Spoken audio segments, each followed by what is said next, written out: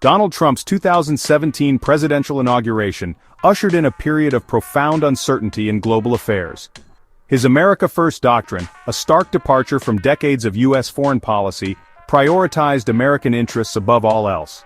This new approach, characterized by skepticism towards multilateralism and traditional alliances, sent shockwaves across the world. Nowhere was this shift more palpable than in Trump's approach to Russia and its ongoing conflict with Ukraine.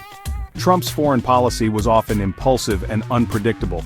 He frequently employed bellicose rhetoric and questioned the value of long-standing alliances. NATO, a cornerstone of Western security, was deemed obsolete by the new president, who demanded greater financial contributions from member states.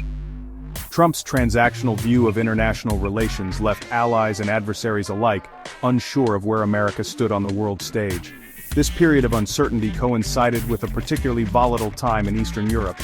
Russia's annexation of Crimea in 2014, and its ongoing support for separatists in eastern Ukraine, had plunged the region into crisis. The Obama administration responded with sanctions against Russia and provided military aid to Ukraine, but the conflict remained unresolved. Trump's arrival in the White House brought no immediate clarity to this complex geopolitical situation. His campaign rhetoric had been surprisingly conciliatory towards Russia, even expressing admiration for President Vladimir Putin's strongman leadership. This stance, coupled with Trump's general disdain for U.S. foreign entanglements, raised serious questions about how his administration would approach the ongoing conflict in Ukraine. Would he prioritize rapprochement with Russia at the expense of Ukrainian sovereignty, or would he adopt a more confrontational approach, risking further escalation with a nuclear-armed adversary? The world watched with bated breath as the Trump era began. The relationship between Russia and Ukraine is deeply intertwined, marked by centuries of shared history, culture, and conflict. The two nations, once part of the Soviet Union, found themselves on opposing sides of a new geopolitical divide after Ukraine's independence in 1991. The collapse of the Soviet Empire left Ukraine with a significant Russian-speaking population and a complex economic relationship with its larger neighbor. Tensions simmered throughout the 1990s and 2000s, fueled by disagreements over energy transit, NATO expansion, and Russia's military presence in Crimea. These simmering tensions boiled over in 2014 when a pro-Russian government in Ukraine was ousted following months of protests known as the Euromaidan Revolution. Russia, viewing the revolution as a Western-backed coup, responded swiftly and decisively. Russian troops without insignia seized control of the Crimean Peninsula, a strategically important region with a majority Russian population. A hastily organized referendum, widely condemned as illegitimate by the international community, paved the way for Crimea's annexation into Russia. The annexation of Crimea was just the beginning. Russia also provided support to separatist movements in eastern Ukraine, fueling a bloody conflict that continues to this day. The Ukrainian government, caught off guard by the speed and ferocity of Russia's actions, struggled to contain the separatist advance. By the time Trump took office, the conflict in eastern Ukraine had already claimed thousands of lives and displaced millions more. The Minsk agreements, a series of ceasefires brokered by France, Germany, Russia, and Ukraine, had failed to bring about a lasting peace. The international community remained deeply divided on how to address the crisis, with some advocating for increased sanctions against Russia, while others urged dialogue and compromise. Throughout his political career, Donald Trump displayed an unusual affinity for Vladimir Putin. He repeatedly praised the Russian leader's strength and decisiveness, often contrasting Putin's leadership favorably to that of his American counterparts. This admiration, bordering on deference, puzzled many observers and raised concerns about Trump's ability to objectively handle U.S. Russia relations. Trump's praise for Putin predated his entry into politics.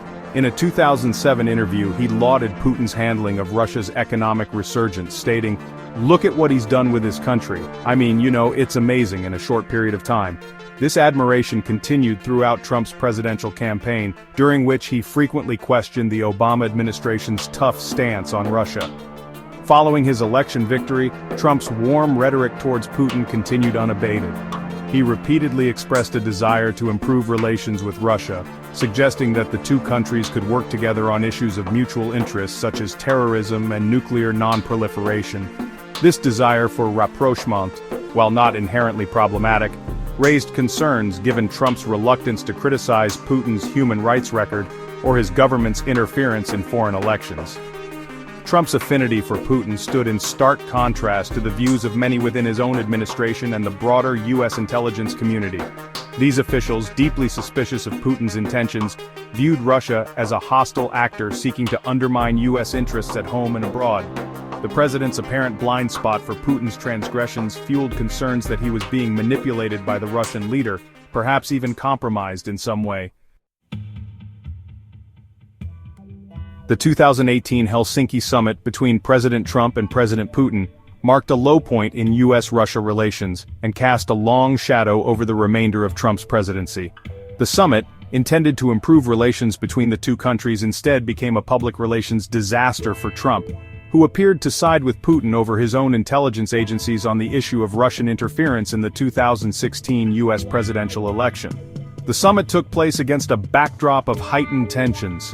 Special counsel Robert Mueller's investigation into Russian interference in the 2016 election was ongoing, and the U.S. intelligence community had concluded that Russia had interfered in the election in a sweeping and systematic fashion to help Trump win.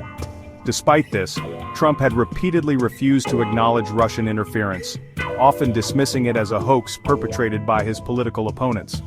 During a joint press conference with Putin following their private meeting, Trump stunned the world by appearing to accept Putin's denials of election interference. When asked directly whether he believed his own intelligence agencies or the Russian president, Trump responded, "President Putin says it's not Russia. I don't see any reason why it would be." Trump's comments were met with immediate and widespread condemnation. Lawmakers from both parties accused him of betraying U.S. interests and emboldening a hostile foreign power. Even some of Trump's most ardent supporters struggled to defend his performance, with many expressing shock and disappointment. The Helsinki Summit became a defining moment of Trump's presidency, solidifying his image among critics as beholden to Putin and unwilling to defend American democracy.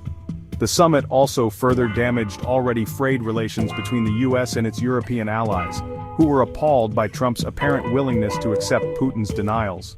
The fallout from Helsinki would continue to reverberate throughout Trump's presidency and beyond, casting a long shadow over U.S.-Russia relations.